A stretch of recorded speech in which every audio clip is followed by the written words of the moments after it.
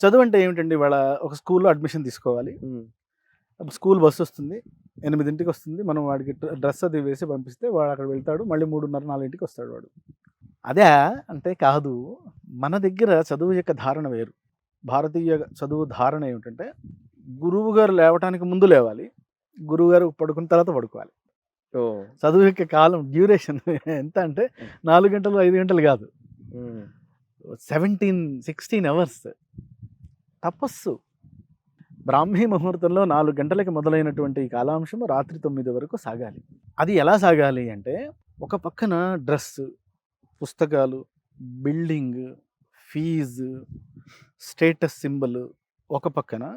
మన గురుకుల సిస్టంలో డ్రెస్ కోడ్ లేదు, ఆర్భాటం అసలు లేదు, అసలు పరికరాలతో పెద్దగా పని లేదు, సింప్లిసిటీ. దానికి తోడు 3 పూటల సంధ్యావందనం, తపస్సు, 2 పూటల అగ్నికార్యం, తపస్సు.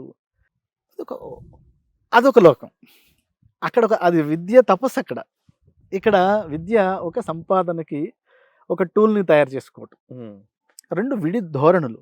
ఇక్కడ స్టాండర్డ్ 100 ప్రశ్నల్లో 35 ప్రశ్నలకి సమాధానం చెప్తే పాస్, 60 చెప్తే ఫస్ట్ క్లాస్, 90 చెప్తే డిస్టింక్షన్. అట్లా ఇక్కడ ఏదో ఉంది. ఏది మొత్తం పుస్తకంలోంచి 100 అక్కడక్కడ ప్రశ్నలు తీస్తే. ఇక్కడ అది కాదు.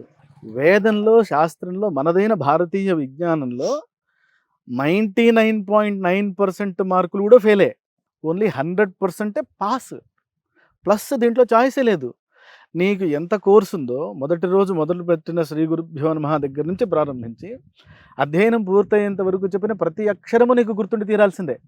ఈ స్టాండర్డ్ ఎక్కడ? ఈ తపస్సు ఎక్కడ? ఈ కఠిన పరిశ్రమ ఎక్కడ? ఈ స్టాండర్డ్ ఎక్కడ? ఇక్కడ ఎకనామిక్స్కి చాలా విలువ ఉంది. ఇక్కడ ఫీజు లేదు. ఇక్కడ ఏమిటి చదువు అంటే గురు శుశ్రూషయ విద్య. ఇక్కడ ఫీజు కట్టకపోతే క్లాస్ రూమ్ బయట ఉంటాడు విద్యార్థి. దీని ఉద్దేశం ఏమిటి? వ్యక్తిలో జ్ఞానం నింపటం, అన్కండిషనల్ నాలెడ్జ్ ట్రాన్స్ఫర్ గురుకులం యొక్క స్వభావం. ఇక్కడ ఏమిటి? ఫీజు కడితే చదువు చెప్తాను, ఫీజు కట్టకపోతే చదువు చెప్పను స్వభావం. ఇక్కడ గురు శిష్యులకు ఉండేటువంటి బంధం ఎంతటిది అంటే, గురువు గారు పోతే శిష్యుడికి సూతకం ఉంటుంది. ఇక్కడ సంబంధమే లేదు. క్లాస్ అయిపోగానే ఆయనతో మనకి పని లేదు.